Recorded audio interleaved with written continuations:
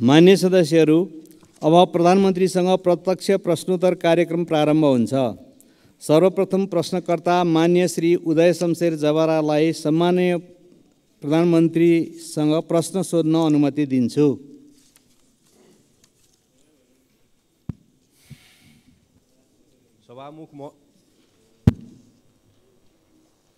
सभामुख महोदय मार्फत सम्मान्य प्रधानमन्त्रीज्यूलाई प्रश्न राख्न चाहन्छु।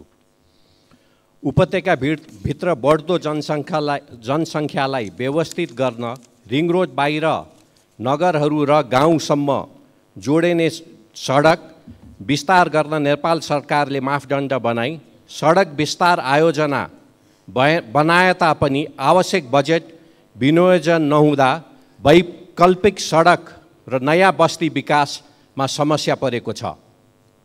साथै उपत्यकाको 35% भूगोल ओकटेने ललितपुर क्षेत्र नम्बर 1 लाई जोड्ने 3वटा सडकलाई मुआब्जा र विस्तारको लागि बजेट विनियोजन नगरी विधेयक गरिएको छ। यी वैकल्पिक सडक र नयाँ बस्ती विकासलाई आवश्यक बजेट व्यवस्थापन गर्न सरकारको योजना के छ? यति बेला आर्थिक इन्डिकेटर्सहरू सकारात्मकै छन्, भुक्तानी सन्तुलन पनि राम्रै छ, तर अर्थतन्त्र अवरुद्ध अवस्थामा छ। वैदेशिक लगानी र सहयोग बढ्न सकेको छैन। यस्तो अवस्थामा आन्तरिक लगानी बढाउनुतर्फ सरकारको प्राथमिकता हुनुपर्ने हो, त्यो पनि हुन सकेको छैन। एकातिर बैंक वित्तीय संस्थामा पैसा थुप्रिएको छ, तर साना तथा मझौले उद्योगहरू ऋण नपाएर गुनासो गरिरहेका छन्। अर्थव्यवस्थाको असन्तुलनलाई सम्बोधन गर्न सरकारको के तयारी छ? र अन्तिममा साथै प्रधानमन्त्रीज्यूको आउँदो चीन भ्रमणका प्राथमिकता र एजेन्डा के हुन्? धन्यवाद। अब सम्माननीय प्रधानमन्त्री श्री पुष्पकमल दाहाल प्रचण्डलाई उक्त प्रश्नको जवाफ दिन अनुमति दिन्छु। सम्मान्य सभामुख महोदय, प्रतिनिधि सभाका मान्य सदस्यहरूले यस सम्मानित सदनमा उठाउनु भएका प्रश्नहरूको जवाफ दिने नियमित कार्यतालिका अन्तर्गत म यहाँहरू समक्ष उपस्थित छु। सार्वजनिक जनसरोकारका विषयमा अत्यन्त उत्साह र चासोका साथ यस सम्मानित सदनमा भएका छलफलहरूमा सक्रियतापूर्वक सहभागी भई तथा महत्त्वपूर्ण प्रश्न, जिज्ञासा, विचार तथा सुझावहरू राख्नु भएकोमा सबै मान्य सदस्यहरूलाई म सुरुमै धन्यवाद व्यक्त गर्न चाहन्छु। यहाँहरूले विभिन्न समयमा उठाउनु भएका प्रश्न, जिज्ञासा, सुझाव तथा धारणालाई सरकारले गम्भीरतापूर्वक लिँदै आएको छ र गम्भीरतापूर्वक लिँदै जाने पनि छ। मेरो नेतृत्वमा सरकार गठन भएको यो अवधिमा सुशासन, सामाजिक न्याय र समृद्धिलाई मुख्य केन्द्रमा राखी राज्यका सम्पूर्ण शक्ति र सामर्थ्यलाई देश र जनताको हितमा अधिकतम परिचालन गर्ने प्रयास गर्दै आएको कुरा यहाँहरूलाई अवगत नै छ। सरकारको मुख्य जोड सङ्घीय लोकतान्त्रिक गणतन्त्रात्मक शासन व्यवस्थाको सुदृढीकरण, अर्थतन्त्रको पुनरुत्थान र सबलीकरण, सार्वजनिक सेवामा जनताको सहज पहुँच, भ्रष्टाचार नियन्त्रण र सुशासनको प्रवर्धन रहेको छ। नागरिकलाई शासकीय प्रणालीप्रतिको भरोसा र सरकारप्रति विश्वास दिलाउँदै सबैतिर आशाको सञ्चार गराउने हाम्रो निरन्तर प्रयास रहँदै आएको छ। यसै गरी विकास निर्माण कार्यलाई गति दिन, शान्ति प्रक्रियालाई यथाशीघ्र निष्कर्षमा पुर्याउन तथा स्वतन्त्र र सन्तुलित परराष्ट्र नीति अवलम्बन गर्दै राष्ट्रिय हित प्रवर्धन गर्न सरकार प्रतिबद्ध रहँदै आएको छ। यति जानकारी सहित अब म मान्य सदस्यले उठाउनु भएका प्रश्नहरूको जवाफ दिन गइरहेको छु। र पहिलो प्रश्न मान्य उदय शमशेर राणाले भर्खरै राख्नुभयो। काठमाडौँ उपत्यकामा पूर्वाधार निर्माणका आयोजना कार्यान्वयनका लागि चालु आर्थिक वर्षको बजेट तथा कार्यक्रममा रकम विनियोजन गरिएको छ। ललितपुर क्षेत्र नम्बर 1 लाई जोड्ने विभिन्न सडकको विस्तार र जग्गाको मुआवजाका लागि आवश्यक बजेट व्यवस्था गर्न सरकारले ध्यान दिनेछ। वात्सल्य नेचुरल आइभीएफ आधुनिक चिकित्सा, उच्च सफलता दर, अन्तर्राष्ट्रिय स्तरको उपचारद्वारा सन्तान प्राप्ति सम्भव छ। उत्पादन, उत्पादकत्व र रोजगारी वृद्धि गरी अर्थतन्त्रको पुनरुत्थान तथा उच्च दिगो समावेशी आर्थिक वृद्धि हासिल गर्ने र समष्टिगत आर्थिक स्थायित्व कायम गरी लगानीको वातावरणमा सुधार गर्न सरकार क्रियाशील रहिआएको छ। सरकारले चालेका सुधारात्मक कदमबाट अर्थतन्त्र बिस्तारै लयमा फर्किन सुरु गरेको छ। नेपाल राष्ट्र ब्याङ्कले हालै प्रकाशन गरेको प्रतिवेदन अनुसार अर्थतन्त्रका सूचकाङ्कहरू सकारात्मक दिशातिर उन्मुख रहेका छन्। 2080 असार मसान्तसम्म शोधान्तर स्थिति 290 अरब 52 करोड रुपियाँको बचतमा रहेको छ। विदेशी विनिमय सञ्चिति गत वर्षको यही अवधिको तुलनामा 26.6% वृद्धि भई 1539 अरब 36 करोड रुपियाँ पुगेको र यसले करिब 10 महिनाको वस्तु तथा सेवाको आयात धान्न पुग्ने अवस्था रहेको छ। विप्रेषण आयमा रेमिटेन्समा 21.2% वृद्धि भई 1220 अरब 56 करोड पुगेको छ। वैदेशिक लगानी प्रवर्धन गर्न नीतिगत र संस्थागत सुधार गर्दै वैदेशिक लगानीको स्वीकृति प्रक्रियालाई सहजीकरण गर्न थ्रेसहोल्ड घटाउने लगायतका कार्य अगाडि बढाइएको छ। जग्गाको कित्ताकाट पूर्ण रूपमा खुलाउने निर्णय भएको र यही भाद्र 11 गते मात्रै नेपाल राष्ट्र ब्याङ्कले लचिलो बजार नीति अनुसार चालु पुँजी कर्जा सम्बन्धी मार्गदर्शन संशोधन गरेको छ। उत्पादनमूलक उद्योगका लागि 3 करोड रुपियाँसम्म कर्जा उपयोग गर्ने ऋणीलाई चालु पुँजी कर्जा सम्बन्धी मार्गदर्शन लागू नहुने भएको छ।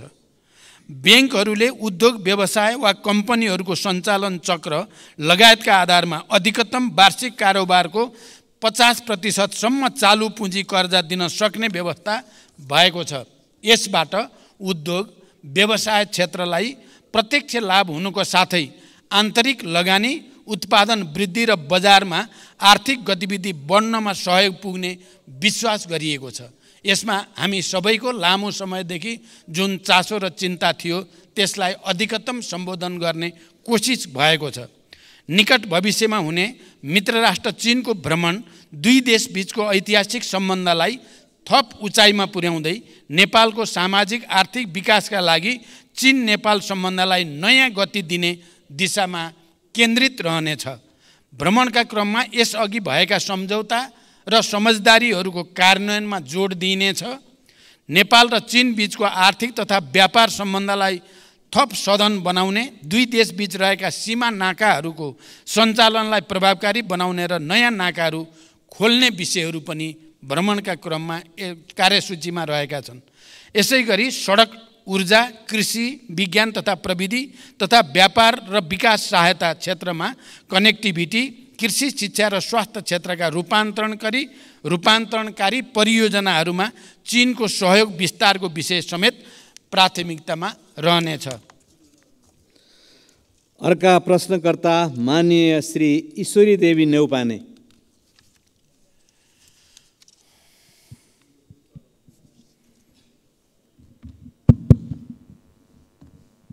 सम्मान्य सभामुखज्यू मार्फत सम्मान्य प्रधानमन्त्रीजीलाई मेरो 3 प्रश्न। नम्बर 1, सम्मान्य प्रधानमन्त्रीज्यू, शासन विधि र पद्धतिको हो कि व्यक्तिको? विधि र पद्धतिको हो भने व्यक्ति परिवर्तनले खासै असर नराख्नुपर्ने हो, तर हाम्रोमा विधि पद्धति अवलम्बन भन्दा मन्त्री या कर्मचारी परिवर्तन गरेर नै शासन सुशासन ल्याउन देखाउन खोजेको जस्तो देखिन्छ। यसमा प्रधानमन्त्रीजीको धारणा के छ? नम्बर 2, 131 भाषाभाषी 142 जात जाति बसोबास गर्ने हाम्रो सुन्दर देश नेपाल, यो हाम्रो पुँजी हो, यसलाई बचाएर राख्नु हाम्रो कर्तव्य पनि हो। सयौं थुङ्गा फुलका हामी एउटै माला नेपाली, यसमा मेरो अटल विश्वास छ। वरिय राजनीतिको सैद्धान्तिक वकालत गर्ने पार्टीको नेता सम्मान्य प्रधानमन्त्रीज्यूको अभिव्यक्ति हामीले जितेमा जातीय राज्य उपलब्ध गराउनेछौँ भन्ने भनाइ संविधान विपरीत भएन? कतै यस्तो अभिव्यक्तिले जातीय द्वन्द्व बढाउने त होइन? नम्बर 3, म सुदूरपश्चिमवासी हुँ। सुदूरपश्चिम सरकार आफ्नै भवनबाट कार्य सञ्चालन गर्न कहिलेदेखि पाउँछ? धन्यवाद। सम्माननीय प्रधानमन्त्रीज्यू।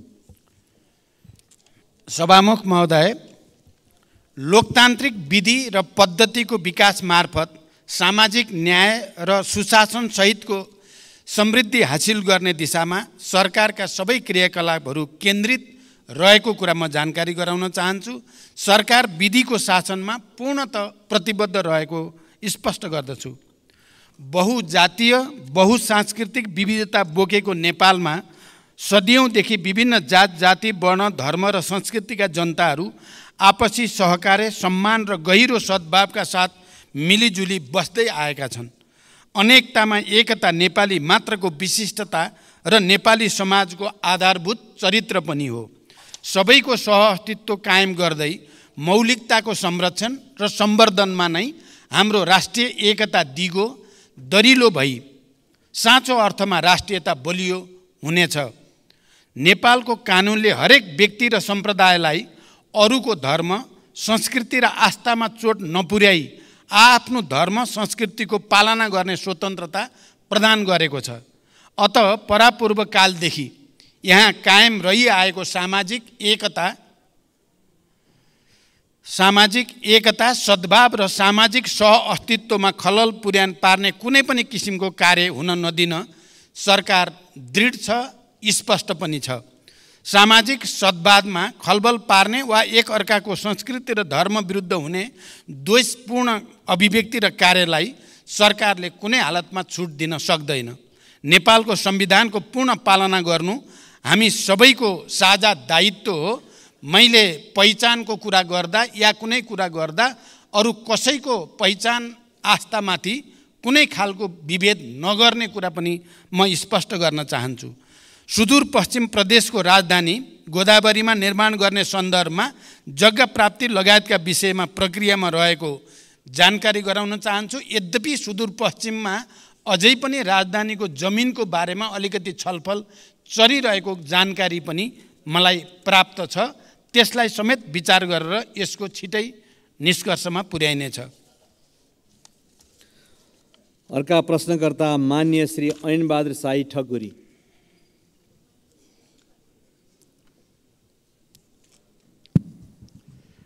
सम्माननीय सभामुख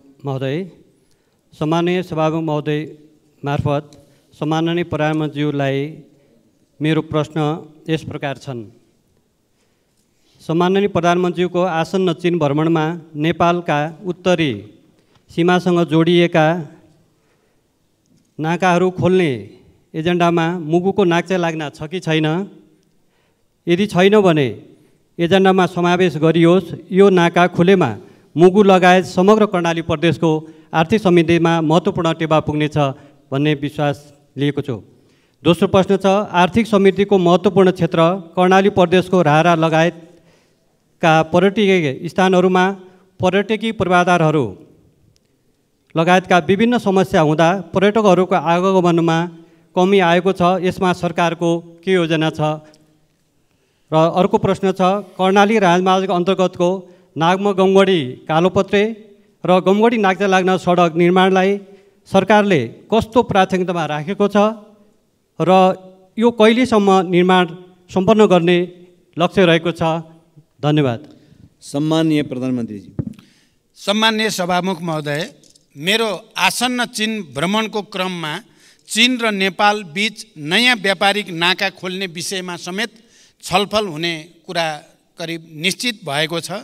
त्यस सन्दर्भमा मुगुको नाक्चे लाग्न जो मलाई धेरै पहिलेदेखि त्यसको बारेमा स्थानीय जनसमुदाय र जनप्रतिनिधिले कुरा राख्दै पनि आउनु भएको छ। त्यो विषय पनि मैले त्यहाँ कुरा उठाउने र त्यसबारेमा एउटा निष्कर्ष लिने मेरो कोसिस हुनेछ।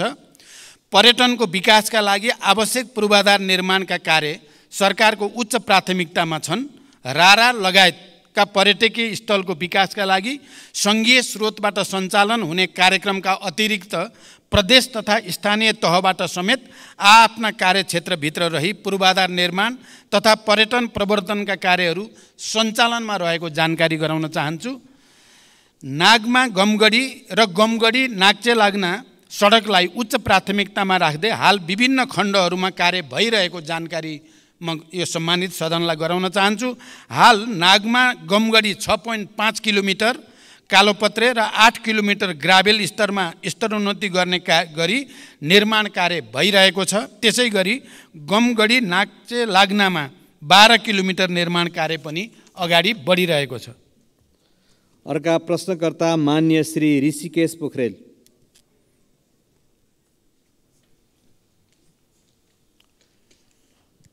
सम्माननीय सभामुख महोदय,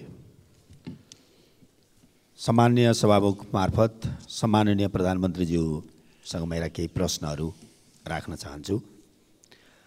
राष्ट्रिय गौरवका आयोजनाहरूमध्ये 2वटा आयोजना पुरा भएको देखिन्छ। 5वटा आयोजनाहरूको काम 75% सकियो भन्ने सुनिन्छ। बाँकी 17वटाको अवस्था के हो र कहिले पुरा हुन्छ? दोस्रो प्रश्न, प्रविधि, सिप र ज्ञान बिना दैनिक 2500 युवा विदेशिँदै छन्। प्रविधि र उद्यमशीलता विकास गरी प्रौद्योगिक शिक्षा दिने उद्देश्यका साथ स्थापनाको लक्ष्य लिएको मदन भण्डारी प्रौद्योगिक विश्वविद्यालयका लागि अघिल्लो सरकारले पूर्वाधार निर्माण तथा विकास समिति गठन गरेको थियो। 7 करोड बजेट पनि छुट्याएको थियो। राष्ट्रिय महत्त्वको यो आयोजना आज कहाँ छ र कहिले पुरा हुन्छ? धन्यवाद। सम्माननीय प्रधानमन्त्रीज्यू।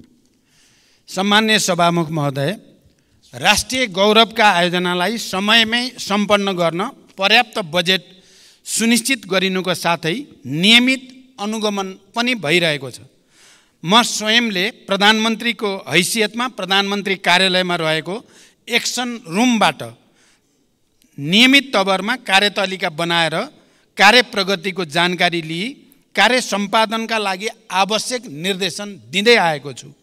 राष्ट्रिय गौरवका आयोजनामध्ये 2वटा सम्पन्न भएका, 14वटाको प्रगति 80% भन्दा माथि रहेको, 5वटाको प्रगति 50 देखि 80% सम्म रहेको र 2टाको प्रगति 50% रहेको स्थिति छ। हुलाकी राजमार्गका सम्बन्धमा चितवन र पर्सामा राष्ट्रिय निकुञ्ज क्षेत्रमा डिपिआर तयार लगायतका कार्यमा भएको ढिलाइका कारण यो आयोजनाको कार्य आगामी 3 वर्षभित्र सम्पन्न गर्ने नयाँ लक्ष्य निर्धारण गरिएको छ। पशुपति क्षेत्र विकास कोष आयोजनाको भौतिक प्रगति 66% भई समष्टिगत वित्तीय प्रगति 65.73 रहेको छ। लुम्बिनी विकास गुरु योजनाको हालसम्मको भौतिक प्रगति 88% र वित्तीय प्रगति 60.34% रहेको छ। निजगढ अन्तर्राष्ट्रिय विमानस्थल आयोजनाको प्रारम्भिक चरणको कार्यहरू मात्र भइरहेको र लगानी एवं निर्माणको उपयुक्त मोडालिटी भए पश्चात विमानस्थल निर्माण प्रक्रिया अगाडि बढाइनेछ।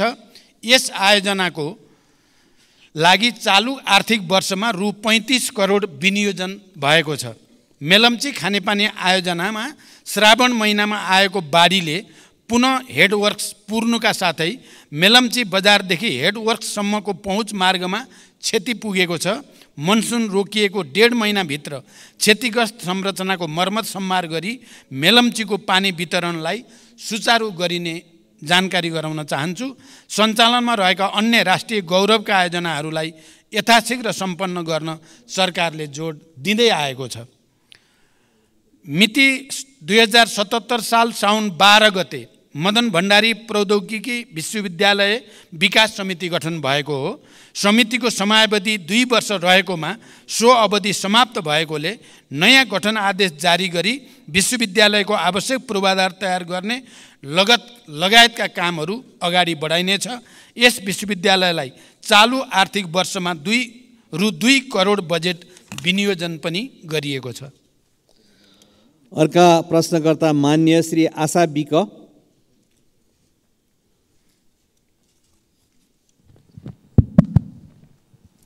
सम्माननीय सभामुख मार्फत मेरो प्रधानमन्त्रीलाई प्रश्न, यो प्रश्न गर्दै गर्दा मलाई अलिकति दुःख पनि लागेको छ। राज्यले 2063 साल जेठ 21 गते छुवाछुत मुक्त राष्ट्र घोषणा गर्यो। छुवाछुतलाई गैर कानुनी भने तापनि अहिलेसम्म जघन्य जातीय विभेद घटनाहरू भइरहेका छन्। सरकारले छुवाछुत उन्मूलन गर्ने जस्ता कदम चालिरहेको छ। सरकारले दलितहरूको न्यूनतम मानवाधिकार रक्षा गर्न के पहल गरिरहेको छ? जातीय विभेदका घटनाहरू प्रहरी प्रशासनले संवेदनशीलताका साथ उजुरी दर्ता नलिएको अवस्था छ। सरकारले यस्ता घटना न्यूनीकरण गर्नका लागि के योजना ल्याउँछ? मेरो प्रश्न। र अर्को चाहिँ मेरो प्रश्न, बाँकेको बैजनाथ गाउँपालिका वार्ड नम्बर 3 मा सरकारले 2071 साल वैशाख 25 गते 9 बस्तामा औद्योगिक करिडोर क्षेत्र घोषणा गर्यो। बस्तीको बीचमा सरकारले औद्योगिक क्षेत्र घोषणा गर्दा त्यहाँ रहेका 390 घरधुरीमा जनताहरूको घरमा 338 बिघा भित्र जनताहरूको घर परेको छ। 100 बिघा जमिन त्यहाँ रहेका स्थानीयका नाममा ल्याउनु पर्ने जग्गा ल्याउनु पर्नेमा स्थानीय जनताको माग रहेको छ। 2028 सालदेखि बसोबास गरिरहेका जनतालाई लाल पूर्जा दिनुपर्ने र सोही ठाउँमा बस्ती व्यवस्थापन गर्न सरकारले के भूमिका खेल्नेछ? र स्थानीय सरकारले त्यस क्षेत्रमा सडक, बत्ती, विद्यालय, मठ मन्दिर लगायतका संरचनाहरू बनाएको छ। त्यो बस्तीलाई सोही ठाउँमा सरकारले कहिलेसम्म व्यवस्थापन गर्छ? र मेरो अर्को प्रश्न, बाँकेको खजुरा गाउँपालिका वार्ड नम्बर 6 मा 2036 सालदेखि गिजेरा बस्ती बसिरहेको छ। सरकारले पटक पटक त्यस बस्तीलाई लाल पूर्जा दिने भनेर मौखिक प्रतिबद्धता जनाए पनि हालसम्म त्यहाँ रहेका जनताले लाल पूर्जा पाएका छैनन्। गिजेरा बस्ती सरकारको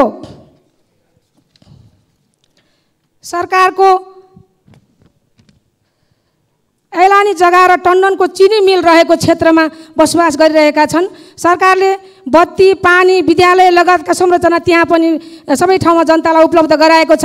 त्यस क्षेत्रका जनतालाई लाल पूर्जा कहिलेसम्म वितरण गर्छ सरकारले?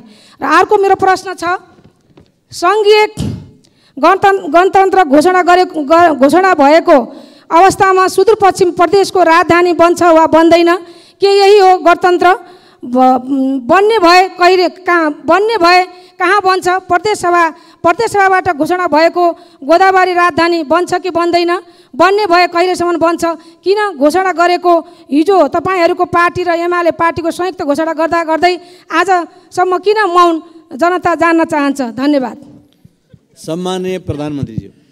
सम्मान्य सभामुख महोदय, मान्य सदस्यले सोधेका प्रश्नहरू उत्तरभन्दा पनि लामो जस्तो लाग्यो, तैपनि म संक्षिप्तमा उत्तर दिने कोसिस गर्छु। नेपालको संविधानले छुवाछुत तथा भेदभाव विरुद्धको हकलाई मौलिक हकको रूपमा सुनिश्चित गरेको छ। जातका आधारमा गरिने छुवाछुत तथा भेदभाव जन्य कार्यलाई गम्भीर सामाजिक अपराधको रूपमा लिँदै कानुन बमोजिम दण्डनीय हुने र त्यस्तो कार्यबाट पीडित व्यक्तिलाई कानुन बमोजिम क्षतिपूर्ति पाउने हकको प्रत्याभूति पनि गरिएको छ। सरकार यो मौलिक हकको पूर्ण कार्यान्वयनको लागि प्रतिबद्ध रहेको छ। यद्यपि मौलिक हकहरूको कार्यान्वयनका लागि सबै तहबाट अझै घनीभूत प्रयास पनि आवश्यक छ। यो समस्या देशको एउटा लामो सांस्कृतिक समस्या पनि भएको हुनाले यसको समाधानको निम्ति कानुनलाई प्रभावकारी कार्यान्वयनको निम्ति पनि सबै क्षेत्रको सहयोग अनिवार्य छ। जातीय विभेदका घटनामा प्रहरी प्रशासनले संवेदनशीलताका साथ उजुरी नलिएको भन्ने कुरामा सरकारको गम्भीर ध्यानाकर्षण भएको छ। यस्ता घटनाको छानबिन गरी दोषीलाई कारबाही गरिने र यस्ता घटना आगामी दिनमा हुन नदिन सरकारको गम्भीर ध्यान रहेको जानकारी गराउन चाहन्छु। दोस्रो, बाँके जिल्लाको साबिक 9 बस्ता क्षेत्रको 525 बिघामा औद्योगिक क्षेत्र घोषणा भइसकेको र त्यहाँ बसोबास गर्दै आएका स्थानीयवासीहरूको उचित व्यवस्थापन लगायतका समस्या समाधानका लागि सम्बन्धित स्थानीय प्रशासन लगायत विभिन्न निकायबाट पहल भइरहेको छ। उक्त क्षेत्रका प्रभावित जनसमुदायहरूको समस्यालाई व्यवस्थापन गरी औद्योगिक क्षेत्रको विकास कार्य अगाडि बढाइने जानकारी गराउन चाहन्छु। यस सम्बन्धी समस्या समाधान गर्न भूमि व्यवस्था, सहकारी तथा गरिबी निवारण मन्त्रीको संयोजकत्वमा समिति गठन गरेको र समितिले काम अगाडि बढाइरहेको जानकारी पनि गराउन चाहन्छु। तेस्रो, बाँकेको खजुरा गजुरा 6 गिजरा बस्तीका सन्दर्भमा भूमि सम्बन्धी ऐन 2021 को दफा 12 को समितिको प्रतिवेदन, भूमि व्यवस्थापन तथा अभिलेख विभागको निर्णय बमोजिम गिजरा खाँडसारी मिल्स प्राइभेट लिमिटेडका हदबन्दीभन्दा बढीका जग्गाहरू जफत गरी नेपाल सरकारका नाममा कायम गर्न र जफत गरिएका जग्गामा रहेको अतिक्रमण हटाउन 2080 जेठ 8 गते निर्णय भई कार्यान्वयनमा रहेको जानकारी गराउँदछु। उक्त क्षेत्रमा बसोबास गर्दै आएका भूमिहीनलाई जग्गा उपलब्ध गराउन भूमि समस्या समाधान आयोगले कार्य अगाडि बढाइरहेको जानकारी पनि म गराउन चाहन्छु। सुदूरपश्चिम प्रदेशको राजधानी गोदावरीमा निर्माण गर्ने सन्दर्भमा जग्गा प्राप्ति लगायतका विषय प्रक्रियामा रहेको जानकारी मैले अघि नै गराइसकेको छु। यस सम्बन्धी उठेका छलफल बहसलाई पनि मध्यनजर गरिएको जानकारी पनि मैले गराइसकेको छु। अर्का प्रश्नकर्ता मान्य श्री उर्मिला माझी।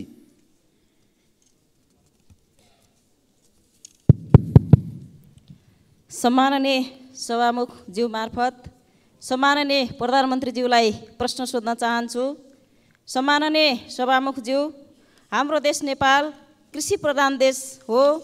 यहाँका 65% बढी जनसङ्ख्या कृषिमै आश्रित देखिन्छ। तर पछिल्लो अवधिमा नेपालको उत्पादनको हिस्सा घट्दै गएको मात्र होइन, सामान्य भन्सामा प्रयोग हुने सबै चिज आयातमा निर्भर गर्नुपर्ने बाध्यता खडा हुँदै गएको छ। कृषि क्षेत्रमा लगानी अत्याधिक हुने तर प्रतिफल अत्यन्तै न्यून हुने प्रक्रियाले गर्दा कृषिप्रति मानिसको आकर्षण र लगाव निरन्तर घट्दो छ। सरकारले उत्पादन वृद्धि गर्न र जनतालाई कृषिमै जीवन देख्ने गरी कृषि पेसालाई गर्विलो पेसा बनाउन कस्तो योजना निर्माण गर्दैछ? धन्यवाद।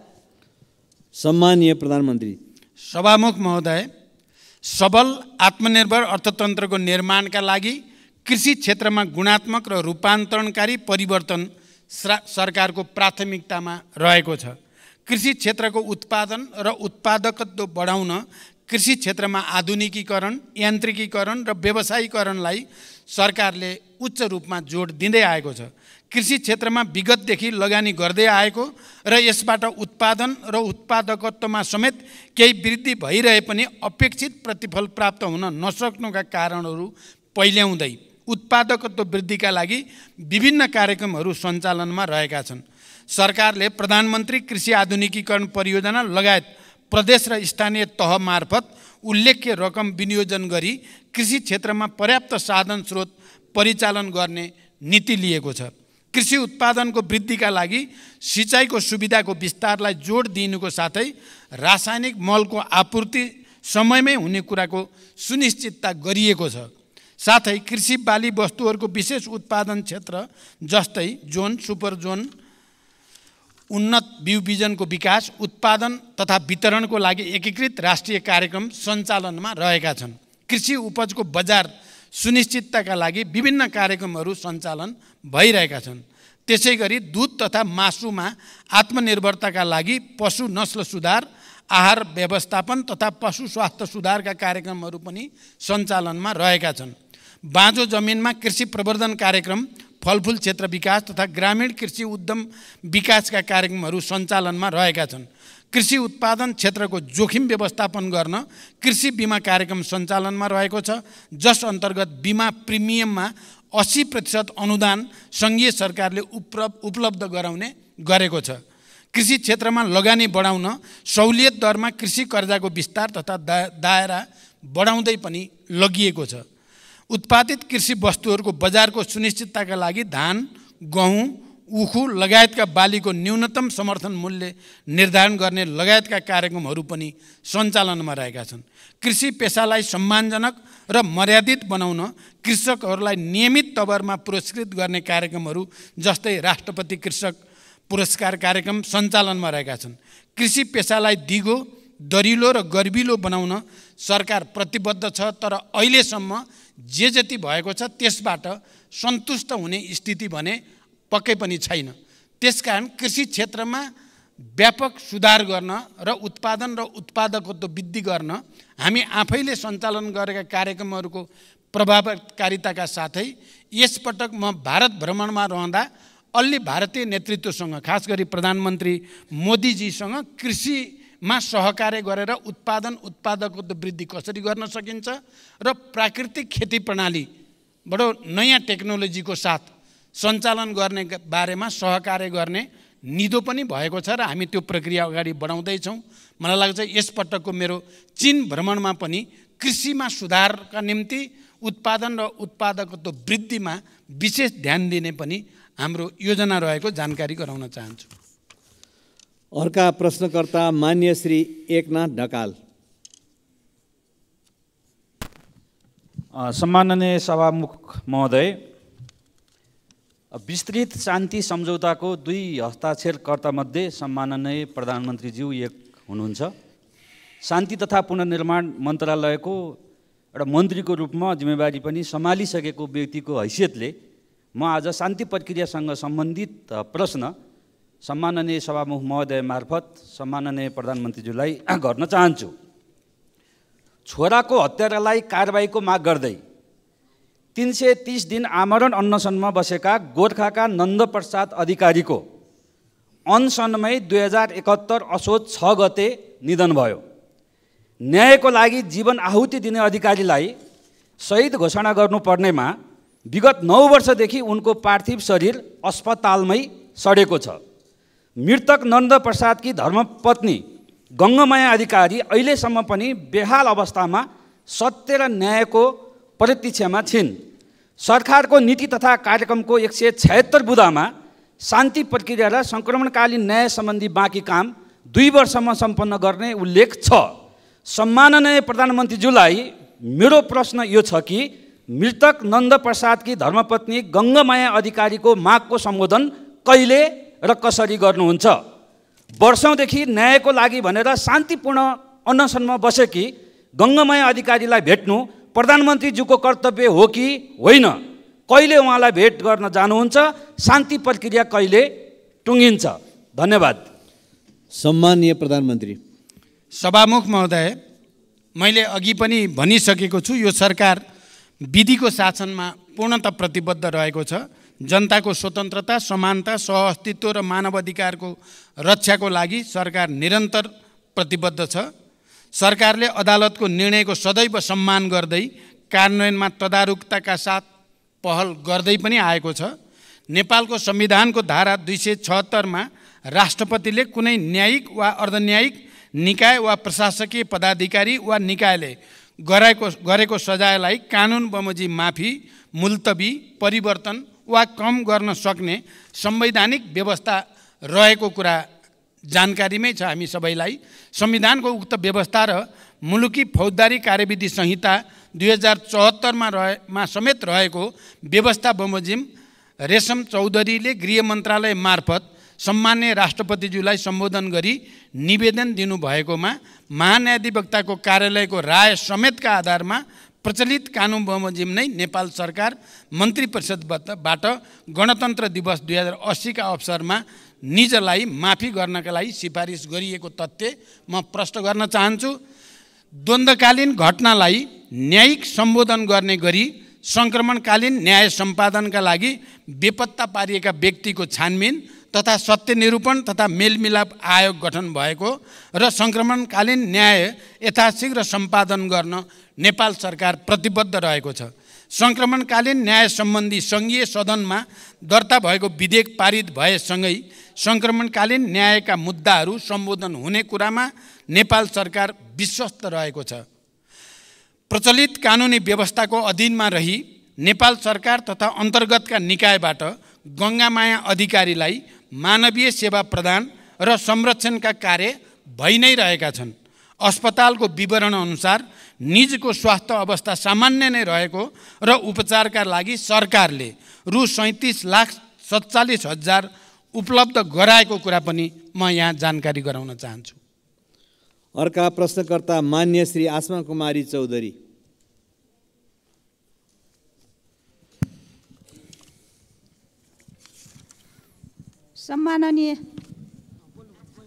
सम्माननीय सभामुख महोदय, सम्माननीय सभामुखज्यू मार्फत सम्माननीय प्रधानमन्त्रीज्यूलाई केही प्रश्न सोध्न चाहन्छु। नम्बर 1, आँखा पाक्ने रोग ओडा पालिका जिल्ला हुँदै देशैभरि फैलिएको छ। धेरै पालिकामा विद्यालयहरू बन्द गरिएका छन्। त्यसबाट अत्याधिक बालबालिका प्रभावित भएका छन्। स्वास्थ्य मन्त्रालय र प्रधानमन्त्रीज्यू स्वयं यसको निराकरणको लागि के गर्दै हुनुहुन्छ? नम्बर 2, नेपालले आर्थिक वर्ष 2079-80 मा भारतलाई 10 अर्ब 45 करोड रुपैयाँको बिजुली बिक्री गरेको छ। उक्त वर्ष 19 अर्ब 44 करोड रुपैयाँको बिजुली किनेको छ। सरकारले किन ठान्दैछ दोब्बर आपूर्ति भइरहेछ भन्न किन डराउँछ? त्यही बिजुली हामीले किन्दा महँगो र बेच्दा सस्तो किन? धन्यवाद। सम्माननीय प्रधानमन्त्री। सभामुख महोदय, देशका विभिन्न भागमा आँखा पाक्ने एक्युट भाइरल कन्जक्टिभाइटिस संक्रामक रोग नियन्त्रण गर्न स्वास्थ्य तथा जनसङ्ख्या मन्त्रालयले देशभरका अस्पतालबाट अभियान सञ्चालन गरिरहेको छ। समुदाय स्तरमा जनचेतना वृद्धि गर्न प्रचार प्रसारका कार्यहरूका साथै सङ्क्रमितहरूलाई सहज रूपमा औषधि उपचारको व्यवस्था मिलाइएको छ। यसका साथै स्वास्थ्य सेवा विभागका महानिर्देशकको अध्यक्षतामा सङ्घीय द्रुत प्रतिकार समितिको गठन भई रोकथाम र प्रबन्धनका विभिन्न कार्यहरू पनि भइरहेको जानकारी गराउन चाहन्छु। दोस्रो, हाल नेपालको कुल जडित विद्युत क्षमता करिब 2800 मेगावाट पुगेको छ। तर देशको विद्युत उत्पादनको परिमाण हिउँद र वर्षायाममा एकै नासको छैन।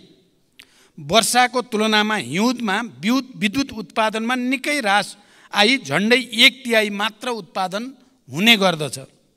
हाल विद्युत उत्पादन र मागको आधारमा विद्युतको निर्यात र आयातको व्यवस्था मिलाउने गरिएको छ। खास गरी हिउँदयाममा नदी प्रवाहमा आधारित रन अफ द रिभर प्रणालीबाट उत्पादित विद्युतमा ठुलो ह्रास आउने हुँदा छिमेकी देशबाट बिजुली आयात गरी आन्तरिक माग धान्नुपर्ने स्थिति छ। आगामी केही वर्षभित्रै विद्युतमा आत्मनिर्भर हुने उद्देश्यले स्वदेशमै पर्याप्त बिजुली उत्पादन गर्न विभिन्न स्तरका आयोजनाहरूको निर्माणलाई अघि बढाइनुको साथै विद्युत प्रसारण तथा वितरण प्रणालीको कामलाई पनि विस्तार गर्दै लगिएको छ। अहिले विद्युत आयात निर्यातको दर दैनिक रूपमा प्रतिस्पर्धा गरी तय हुने गरेको छ। यस वर्ष तुलनात्मक रूपमा हिउँदको समयमा अधिक सुक्खा हुन गई देशभित्रका विद्युत आयोजनाहरूबाट विद्युत उत्पादन कम हुन गएको छ। अघिल्लो आर्थिक वर्षमा नेपाल विद्युत प्राधिकरणले 1854.5 गिगावाट आवर विद्युत र रु 18 अर्ब 54 करोडमा आयात गरेको थियो भने नेपालबाट 1333 गिगावाट आवर विद्युत निर्यात गरी रु 10 अर्ब 43 करोड आम्दानी गरेको थियो। गत वर्षको तुलनामा यस वर्ष विद्युत निर्यातमा वृद्धि भएको छ र क्रमशः विद्युत उत्पादन बढ्दै जाँदा विद्युतको निर्यात पनि बढ्दै जाने कुरा जानकारी गराउन चाहन्छु। रुस र युक्रेनको युद्धका कारण कोइलाको आपूर्ति असहज भई छिमेकी देशमा विद्युतको उत्पादन लागत बढ्न गएकोले पनि स्वदेशमा विद्युतको उत्पादन कम हुने समयमा आन्तरिक माग पूरा गर्न प्राधिकरणले केही महँगो मूल्यमा बिजुली आयात गर्नु परेको कुरा पनि म यहाँ स्पष्ट गर्न चाहन्छु। धन्यवाद। अर्का प्रश्नकर्ता माननीय श्री उर्मिला थेबे।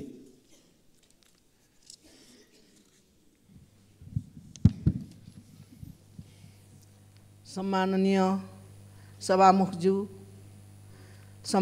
सभामुखज्यू मार्फत सम्माननीय प्रधानमन्त्रीज्यूलाई केही प्रश्न सोध्न चाहन्छु। प्रश्न 3 वटा छन्।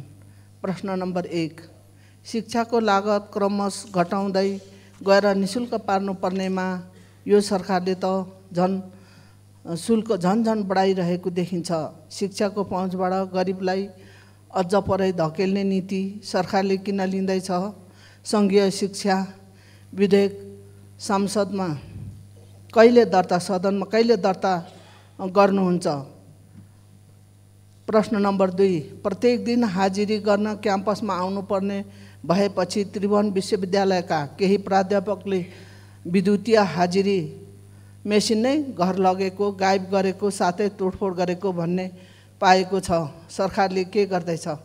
प्रश्न नम्बर 3, ताप्लेजुङमा अविरल वर्षपछि आएको बाढीका कारण विस्थापित भएका स्थानीय बासिन्दाहरू अहिले पनि तिरपाल मुनि बस्न बाध्य भएका छन् भने विद्यार्थीहरू व्यक्तिको घरमा आश्रय लिएर पढ्न बाध्य छन्।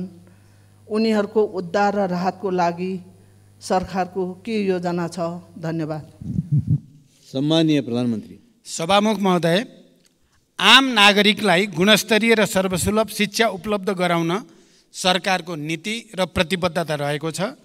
विद्यालय शिक्षा सम्बन्धी कानुनलाई संशोधन र एकीकरण गर्न बनेको विधेयक छिटै नै संसदमा पेश गरिनेछ।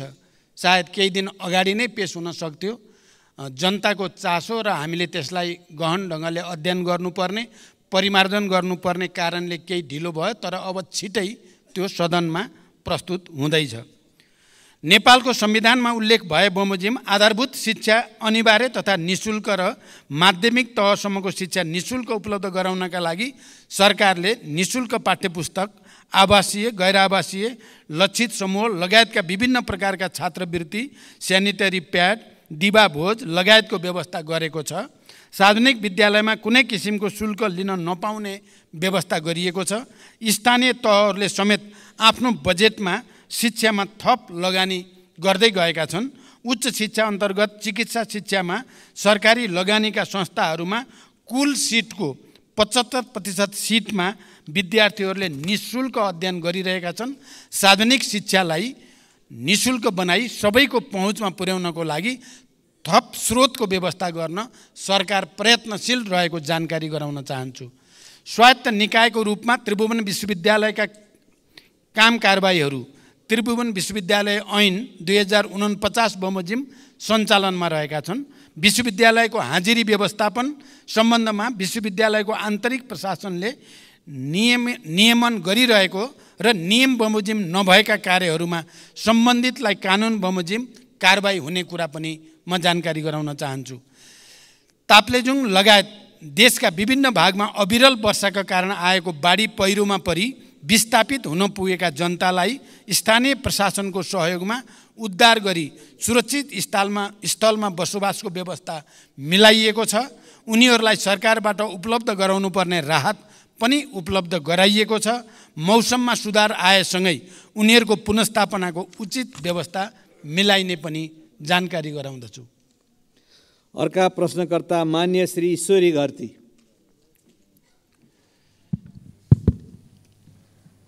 सम्मान्य सभामुख महोदय मार्फत सम्मान्य प्रधानमन्त्रीज्यूलाई केही प्रश्न सोध्न चाहन्छु। पहिलो प्रश्न, रोल्पालाई मुख्य आधार इलाका बनाएर 10 वर्षे सशस्त्र द्वन्द्वको सुरुवात गर्नुभएको सम्मान्य प्रधानमन्त्रीज्यू 3 पटक प्रधानमन्त्री हुँदा पनि रोल्पालीको जनजीवनमा परिवर्तन आउने गौरवका योजना दिन सक्नु भएन।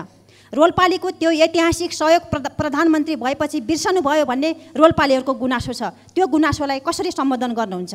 दोस्रो प्रश्न, जुम्ला लगायतका जिल्लामा स्याउ पाक्ने समय आयो।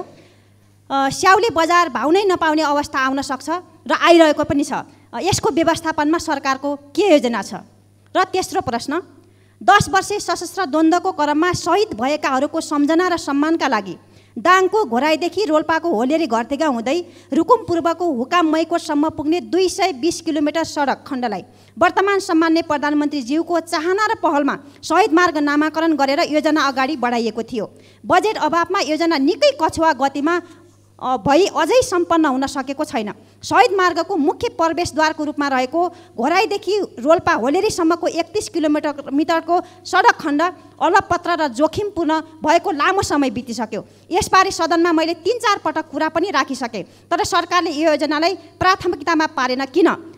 रोल्पाको रुन्टीगढी गाउँपालिकाभित्र अहिले 4वटा चुनढुङ्गा खानी सञ्चालनमा छन् भने थप 4वटा खानी दर्ता भएर सञ्चालनको प्रक्रियामा छन्। हाल 200 भन्दा बढी टिप्पर सञ्चालनमा छन् भने पुरानो र नयाँ गरी 8वटा चुनढुङ्गा खानी सञ्चालनमा आउँदा दिनमा कम्तीमा 500 देखि 700 सम्म टिप्परहरू घोराई होलेरीको यही शहीद मार्ग भएर सञ्चालनमा आउनेछन्, जसले गर्दा उक्त सडकमा अन्य गाडीहरू सञ्चालनमा आउन निकै बाधा पर्ने र हाल परिरहेको पनि जानकारी गराउँछु। त्यसैले सो क्षेत्रमा वैकल्पिक औद्योगिक मार्ग बनाउने र घोराई होलेरीको 31 किलोमिटर सडकलाई कालोपत्रे गर्दै शहीद मार्ग योजना समयमै सम्पन्न गर्न सरकारको के योजना छ? धन्यवाद। सम्माननीय प्रधानमन्त्री। सभामुख महोदय, नेपालको राजनैतिक आन्दोलनमा रोल्पा जिल्लाको विशिष्ट र ऐतिहासिक योगदान रहेको कुरामा कसैको विमति हुने छैन। इतिहासका हरेक कालखण्डमा रोल्पाली जनताको वीरता र साहसको उच्च प्रशंसा हुनेछ भन्ने मेरो विश्वास छ।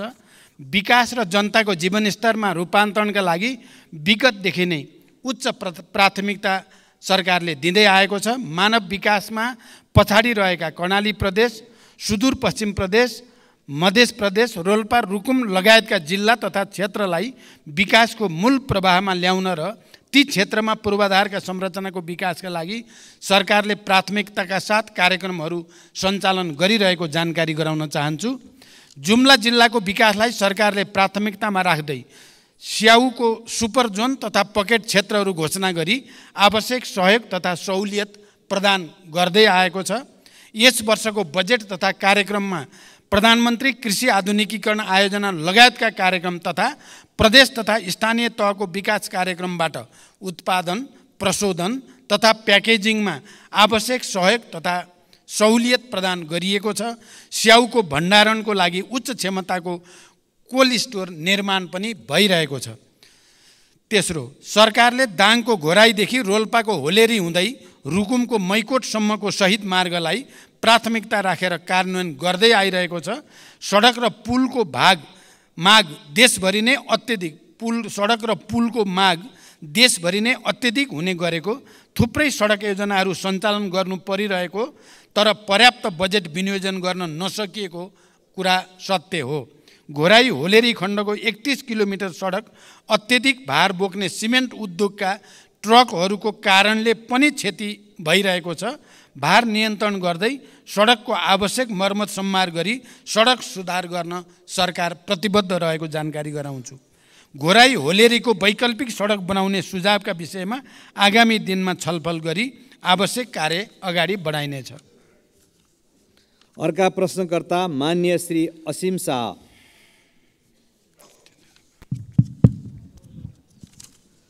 सम्मानीय सभामुख मार्फत सम्मानीय प्रधानमन्त्रीज्यूलाई प्रश्न सोध्न चाहन्छु।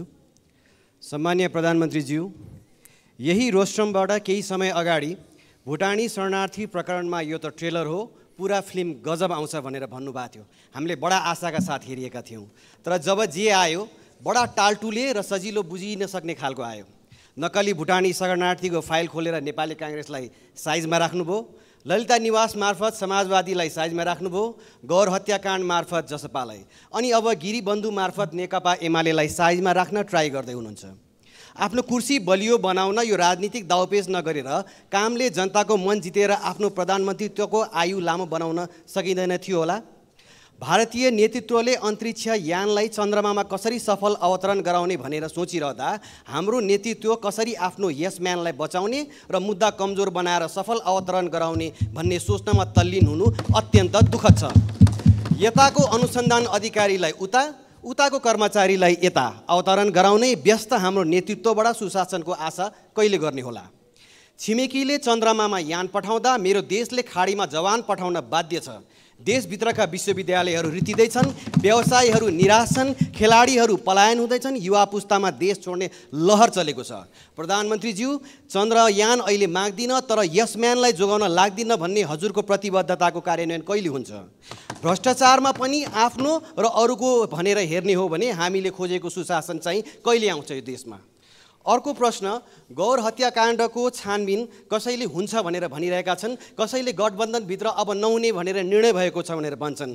प्रधानमन्त्रीज्यू, यो सदनलाई जानकारी गराइदिनु होला, यो छानबिन हुन्छ या हुँदैन? धन्यवाद। सम्माननीय प्रधानमन्त्री। सभामुख महोदय,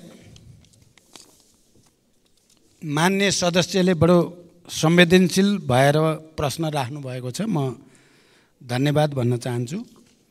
मेरो नेतृत्वमा सरकार गठन भएदेखि आजका दिनसम्म मैले सामाजिक न्यायको प्रत्याभूति, सुशासनको सुनिश्चितता र सार्वजनिक सेवा प्रवाहमा सुधारलाई मुख्य प्राथमिकतामा राख्दै आएको छु र यी कार्यहरूबाट एउटा सन्देश आम जनतामा प्रवाहित भइ पनि रहेको छ।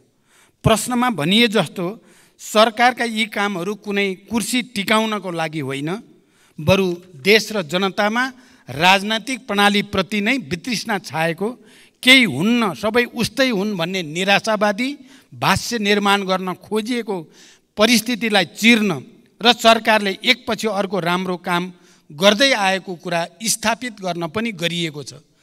म मान्य सदस्यहरूलाई यो विषयको गहिराईतिर विचार गर्न अनुरोध गर्न चाहन्छु।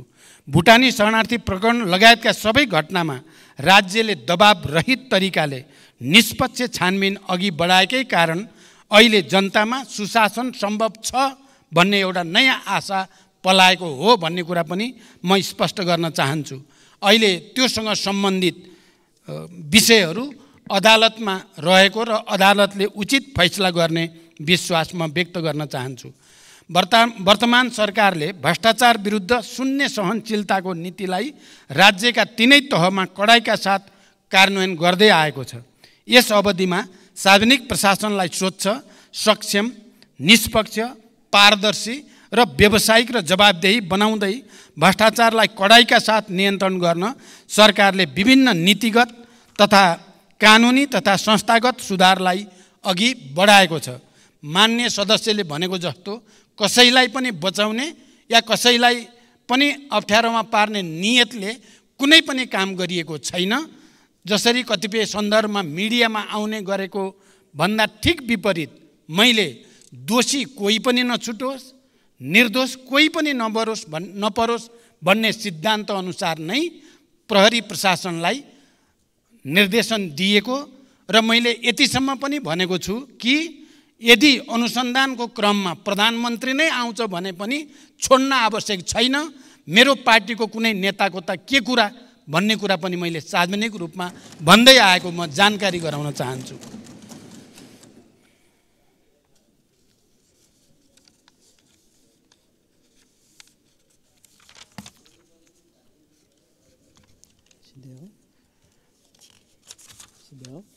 सबै किसिमका भ्रष्टाचारलाई तथ्य र प्रमाणको आधारमा अनुसन्धान छानबिन गरी दोषीलाई कानुनको दायरामा ल्याउन सरकार अहिले पनि उत्तिकै प्रतिबद्ध छ। भ्रष्टाचारको मामिलामा यो आफ्नो या यो पराए भनेर सरकारले कसैलाई विभेद गरेको छैन, गर्ने पनि छैन। कानुनी समानताको सिद्धान्तलाई सरकारले पूर्णतः आत्मसात गरेको छ, गरिरहनेछ। सभामुख महोदय, मान्य सदस्यहरूले राख्नुभएका सारगर्भित प्रश्नहरूका बारेमा संक्षिप्त रूपमा मैले सरकारको तर्फबाट प्रधानमन्त्रीको हैसियतले स्पष्ट पार्ने कोसिस गरेको छु। देशका र जनताका सामु कयौं चुनौतीहरू छन्। यिनको सार्थक र परिणाममुखी समाधानका लागि सबै राजनीतिक दलबीच साझा धारणा र राष्ट्रिय एकता जरुरी छ। विचार, मान्यता र सिद्धान्तमा अन्तर भए पनि राष्ट्रिय मुद्दा र राष्ट्रिय सवालहरूमा हाम्रो समान दृष्टिकोण र मान्यता हुनुपर्दछ र हामी सबै राष्ट्रिय मुद्दामा एकै ठाउँमा उभिनुपर्दछ भन्ने म ठान्दछु। त्यसो भए मात्र नेपाली जनताले चाहेको र खोजेको परिवर्तन ल्याउन सम्भव हुन्छ। सरकारले चालेका कदम र अघि बढाएका कार्यहरूले जनतामा सरकारप्रति आशा र भरोसा बढाउनको साथै विकासप्रतिको एउटा नयाँ तत्परता पैदा गरेको छ। यस अवधिमा सार्वजनिक सेवा प्रवाहमा जनताले साबिकमा भोग्दै आएका झन्झट र शास्तिलाई उल्लेख्य मात्रामा कमी ल्याउन सफलता मिलेको छ। विकास निर्माणले गति लिएको छ र देशमा नयाँ आशाको सञ्चार पनि भएको छ। सुशासन, सामाजिक न्याय र समृद्धिलाई सर्वोपरि प्राथमिकतामा राख्दै अघि बढेको यो सरकारले समावेशी सङ्घीय लोकतान्त्रिक शासन व्यवस्थाको सुदृढीकरण, अर्थतन्त्रको पुनरुत्थान, सार्वजनिक सेवा प्रवाहमा सुधार, सरलीकरण, नागरिक मैत्री प्रशासनको स्थापना, भ्रष्टाचार नियन्त्रण र राज्यको सबै तहमा सुशासन र सदाचारको प्रवर्धन गर्न अघि बढाएका सबै कार्यमा सबै राजनीतिक दल र मान्य सदस्यहरू, नागरिक समाज, सञ्चार जगत, मित्र राष्ट्र, दात्री निकाय तथा आम नेपाली जनताको निरन्तर साथ सहयोग रहने अपेक्षा पनि मैले लिएको छु। र यही सदनमा पनि हाम्रा विचार र एजेन्डामा अन्तरका बावजुद यहाँ सहमति बनाउनको लागि सरकारको तर्फबाट, सरकारको प्रमुखको हैसियतले मैले निरन्तर प्रयास गर्दै आएको कुरा पनि म जानकारी गराउन चाहन्छु। हिजो मात्रै 10वटा समिति हाम्रा सर्वसम्मत रूपले सभापति चयन हुनु पनि यसले हामी अन्तर हुँदै पनि हामी मूल मुद्दामा एक ठाउँमा उभिन सक्छौँ भन्ने एउटा राम्रो सन्देश गएको छ।